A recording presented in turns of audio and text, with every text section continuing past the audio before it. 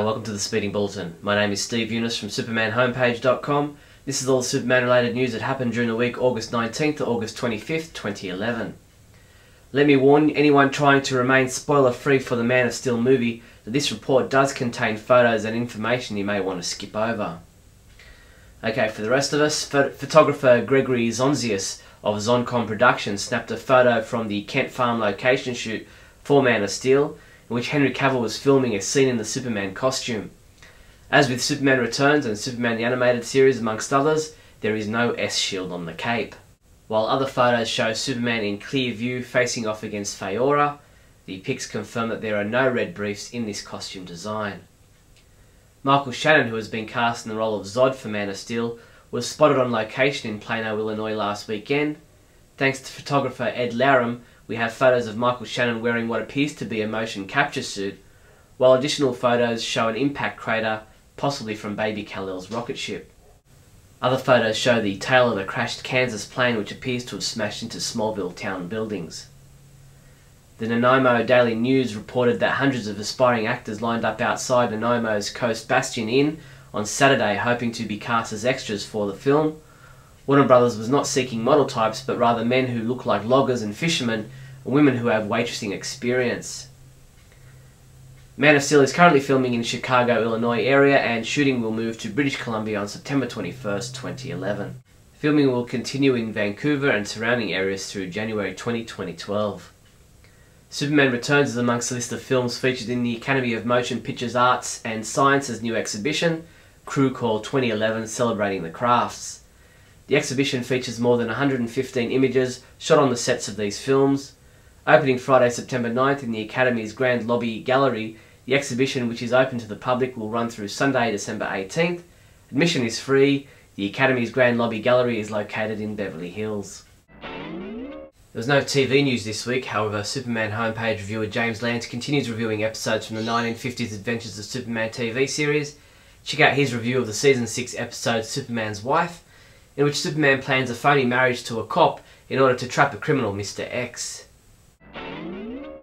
In comic book news, ComicsAlliance.com interviewed Superman writer Chris Robertson about his run writing the Grounded storyline, how much of the story was actually him and how much was JMS. They ask him why the Sharif story was pulled from Superman 712, and they get his annotations on the final issue 714. Check out the podcast at ComicsAlliance.com. Artist Rags Morales freely admits that he thought Superman sucked. He reveals as much on his latest blog. To him, Superman wasn't relevant anymore. Morales longed for the Superman of the Fleischer animated shorts. He said, "When I got the script and saw that Grant wanted to hearken to the Schuster image of Kal-El, it completely clicked for me." The LA Times revealed that pre-orders on the relaunch of the new DC Universe comic books is through the roof. DC's flagship title Justice League #1 has pre-orders for more than 200,000 print copies, which would make it the best-selling title of 2011. 6 other new DC #1s have already more than 100,000 pre-orders. DC Comics artists have been revealing interior artwork from upcoming comic books using the 52splash hashtag on Twitter, with RB Silver showing off a few sketches from Superboy #2. Comic books we reviewed this week included Superman Batman #87, which was reviewed by Michael Bailey, who said this was a fantastic story and he rated this final issue a 4 out of 5. Jeffrey Bridges reviewed Supergirl #67, also giving it a 4 out of 5, saying the story wound up nicely and was a lot of fun.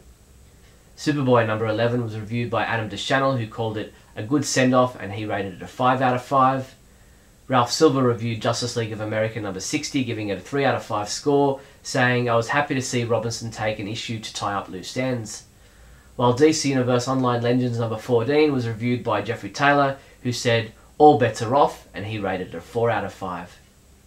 Superman comics shipping this week from August 24th include Action Comics 904, which is available in a variant cover, DC Retroactive Justice League of America the 90s #1, DC Retroactive Superman the 90s #1, Flashpoint Lois Lane and the Resistance #3, Flashpoint Project Superman #3, Superman Beyond #0, which is also available in a variant cover, Teen Titans #100, also has a variant cover available, Young Justice number 7. DC Comics presents JLA Heaven's Ladder number 1. Supergirl Bizarro Girl trade paperback. DC Universe Legacies hardcover. And Superman Family Multi-Part Statue Part 2. In other news, Toys R Us in the US are offering Young Justice fans a great deal starting this weekend. From Sunday, August 28th through to Saturday, September 3rd, when you buy one Young Justice 4¼ inch basic action figure, you'll get another one free. This buy one get one free promotion lasts for 1 week only, so be quick. Heroic World Productions proudly announces the Los Angeles premiere of the superhero entertainment documentary Heroic Ambition. The film was written and directed by Scott Cranford, founder of HeroicWorld.com and former official Superman of Metropolis, Illinois. It will screen on Thursday, September 8th at 7 p.m. at the Library Connection at Adams Square in Glendale, California. Entry is free, but seats are limited, so go to HeroicAmbition.com to RSVP. That's all the Superman news there was for the week August 19th to August 25th. I'm Steve Younis from SupermanHomepage.com. Great Scott! Great Scott! Great Scott!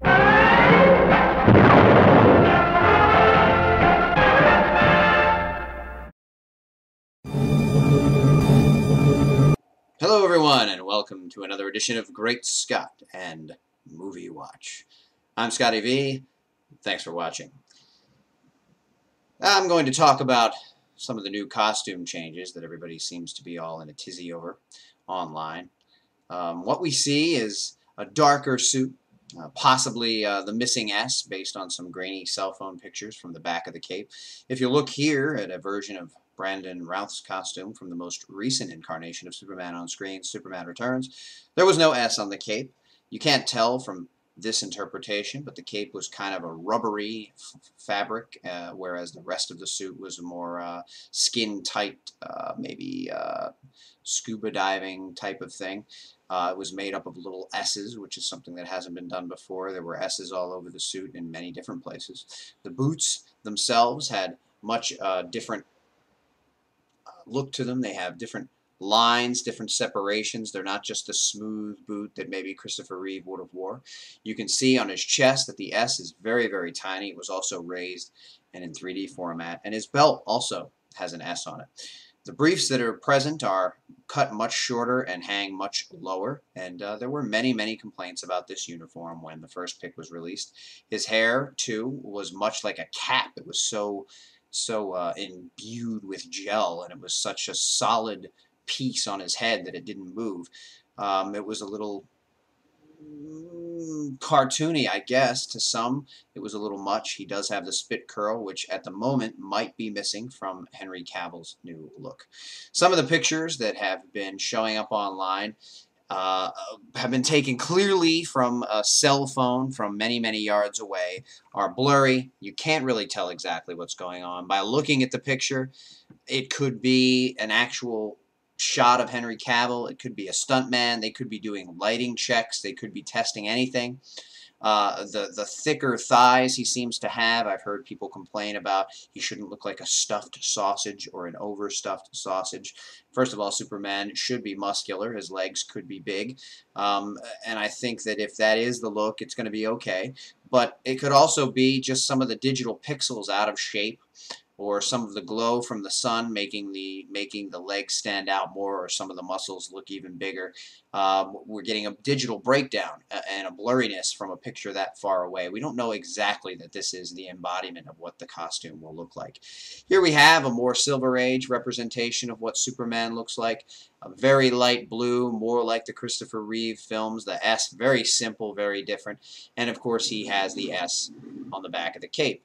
Now, the problem with a uniform like this, with the trunks being so big and so wide, it looks like a muscle man from the early days of comic books, which is what some of the looks were based on back then. But also with the light colors, he looks a little bit less acceptable to some of the younger audience, and I think that it's harder to pass off someone in such a bright, colorful uniform with a blue much closer to baby blue than in the colors now. Now with Brandon Routh's costume, we did see a darkening of the blue and of the red. The red was more like a maroon, And people were complaining about that. If you look at this representation here now to my left, you can see that the blue is darker, much closer to the new blue in the Henry Cavill uniform, and that the red is still red. The S is extremely large on the chest, as it is on Henry Cavill's uniform. And on the Cavill uniform, the S is 3D in design. It pops out. I personally like this look. Now, what is getting me down most is that Superman fans are kind of a weird bunch. A lot of times they're quick to jump to conclusions. They're quick to make judgments on something before they've really delved into it or have really enough information. These two things are completely counterproductive and counteractive to what Superman himself believes.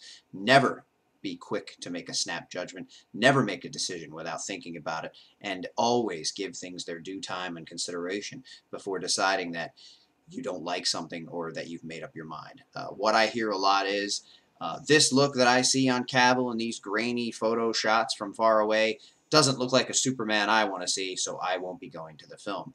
Or, I'm calling for a boycott. Or, this isn't Superman. Or, boy, this is such a joke. Or, how, boy, have they ruined my Man of Steel. This is gonna suck. And so many times I hear, this movie's gonna suck. And we really have no basis to make that kind of a statement on. Do I think this movie is going to blow everything else away and going to be fantastic? I don't know. I have no reason to know that yet. Nothing has come out. There's been a very, very small synopsis. A synopsis that really could be used in any version of the Man of Steel, and very little has come out by way of pictures. There's only been one official photo, and it's really not enough to make my decision. I've tried to be very understanding, and I understand it's hard to accept change, but it's got to happen in order for characters to move forward, and the minor changes to the uniform that we've seen so far are nothing that we can't get over, and there's a good chance this movie could be fantastic. Let's give it its due. Thanks, everybody, for watching, and remember, always look up in the sky.